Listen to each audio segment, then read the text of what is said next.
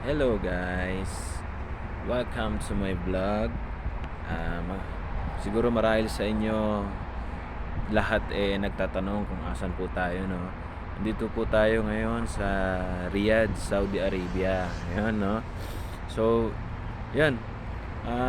Ang trabaho po pala natin dito ay isang private driver.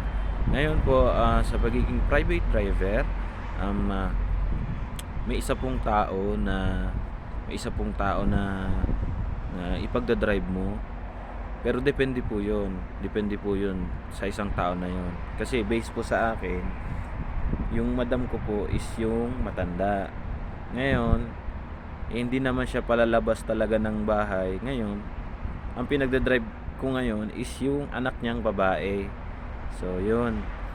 So, ang schedule po namin ni madam, yung anak ni madam na matanda, eh alas 5 ng hapon papunta kami dito sa Imam Road. Ayan, no? Yan. At yun, share ko lang guys yung journey ko dito kasi ang nangyari kasi dito sa akin, first day of duty ko, pinag-drive na ako. Yan. Pinag-drive na ako ng boss kong lalaki at tinuro sa akin yung office nila at yung school ng mga bata at yung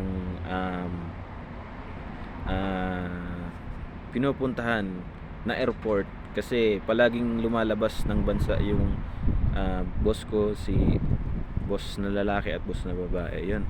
So guys, gusto ko lang sabihin sa inyo na okay lang naman dito na maging driver. Kaya okay lang naman. So ayun nga guys, no.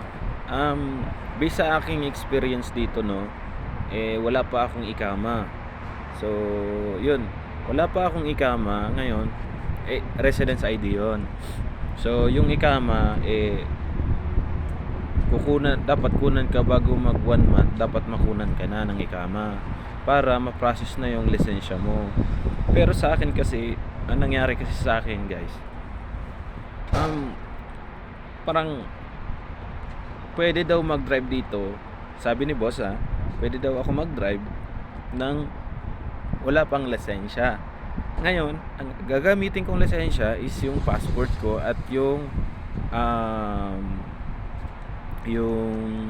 working permit at working visa. So dapat palagi yung dala just in case na may pulis na humarang at tinanong ka at ipinalabas yung papel na sinabi ko kanina, may isasabi mo.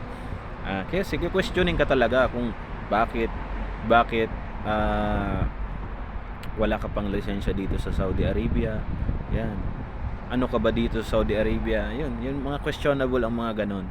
So guys, yun lang naman. Update ko kayo sa susunod kong journey. Salamat.